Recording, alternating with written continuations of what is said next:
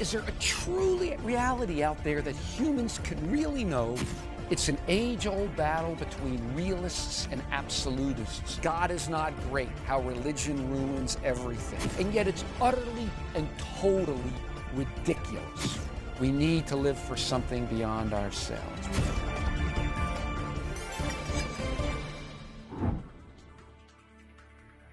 You know, when I was 17 years old, or 18, I worked at a newspaper. And I had to go over to the house get a photograph of some kid who got shot when he was 17 years old. And I was a little squeamish going to the house where, you know, this kid just got shot from the newspaper asking for a picture, but it was my job. And I remember I go to the house and I meet the guy's brother who was a cop, and he gives me the picture and he thinks about his brother, 17-year-old brother, dead, and he said, all that for nothing. And I never forgot that. All that for nothing. But if you think about it for a minute, what about any of us?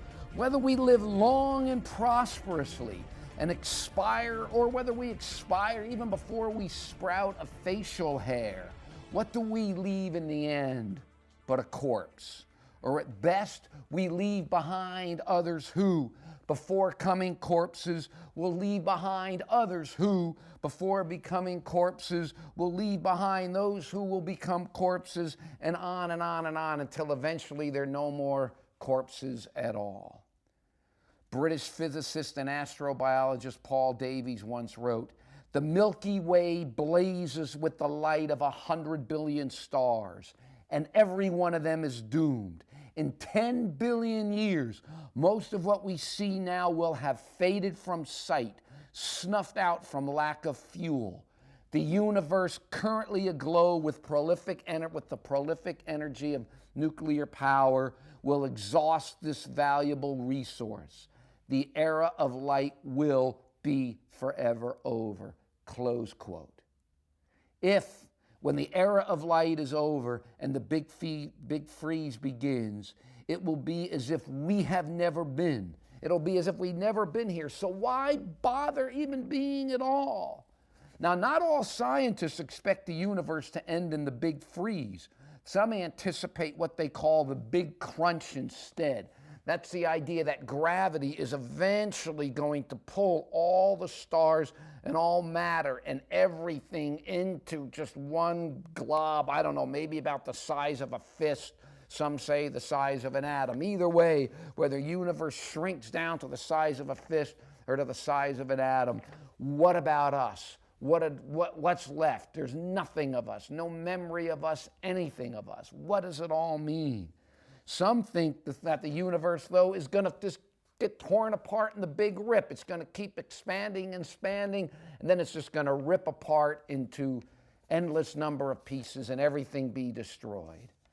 You know, the poet Robert Frost once said, "Some say the world will end in fire, some say in ice." Well, it doesn't matter whether fire, ice, the big freeze, the big rip, the big crunch. What difference does it make in the end? What does it mean when everything about us, everything we've ever dreamed about, everything we've ever accomplished, everything we've ever thought, everything is ultimately gone forever and in nobody's consciousness?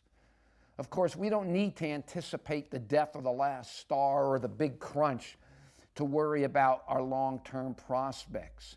Death seems to rob life of every meaning we try to pump and primp it with.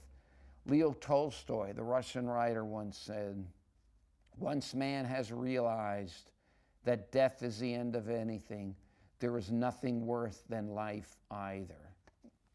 I don't know, that's kind of exaggerated, kind of depressing, but in a sense, Tolstoy's point is well taken. What's the purpose of anything that does not last, whose impact, whose influence, whose memory will eternally be forgotten? Because eventually nothing or no one's going to exist who's going to remember of it. What means the life of a 6-month-old African baby who starves to death on a dehydrated breast in a doomed universe? Dutch writer Midge Dekkers wrote the following: More than 50% of the finest household dust is made up of flakes of skin. If you think you're losing yourself, look just on the top of a cupboard. Run a finger across it and you'll be standing face to face with the state in which you'll find yourself in only a few decades' time. One slap of your hand on the mattress and you'll be flurrying about in the air. Okay, that's a little bizarre and a little strange, kind of a strange guy, strange book, but the point is well taken. Is this life, with all its toils, with all its struggles, with all its disappointments, the sum of all that we are or ever could be, and then to top it off, often our sad and miserable and painful existence here, punctuated, with a few lines, a few paragraphs, a few moments of joy here and there, ends as dust that just we brush off on the top of the top of our desk, or it ends in the big freeze and the big crunch and the big rip, however it ends. Is that our fate? You know, there are really two basic, since the time of the Greeks, there are two basic overarching views of life, of the world. Two basic ones, so you could break them all down. You've got the naturalistic, materialistic, atheistic, scientific view, the view that pretty much modern science has kind of established as the foundation, kind of the a prioris in which it worked from.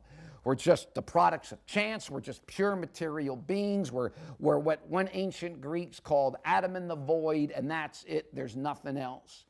And then there's the other view, the religious view that we're products of a creator God who put us here with a reason and a purpose and who offers us something beyond this world. Now, these all come in different versions, of course, but those are the broad views. Now, if the first view is true, then basically we're just the result of random material forces. Then it seems sooner or later, one way or another, whether the big crunch, the big freeze, the big rip, or maybe just some faulty plumbing and somewhere inside you, death comes and we're gone, kaput, over, finished. That's the end of the story. It's finished right then and there.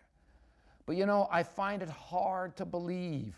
I find it hard to believe in the universe that everything will be gone forever, and every memory and everything is gone forever, and everything we've ever known, anybody who's known us, it's gone forever, as if it's never been. In other words, in the end, it's totally meaningless. But that's just one view. There's another view. Bible offers another option. Big freeze, big crunch for the cosmos, that's the worldview. Bible says, "For behold, I create a new heavens and a new earth, and the former shall not be remembered nor come to mind." Another verse says, "And God shall wipe away all tears from their eyes, and there shall be no more death, nor crying, neither shall be any more pain, for the former things are passed away." Two views. One offers you nothing, death, eternal destruction. Another offers you eternal life. If nothing else, wouldn't it be logical to at least check it out? Check out that, particularly that second view. It would almost seem utterly illogical, considering the consequences, not to.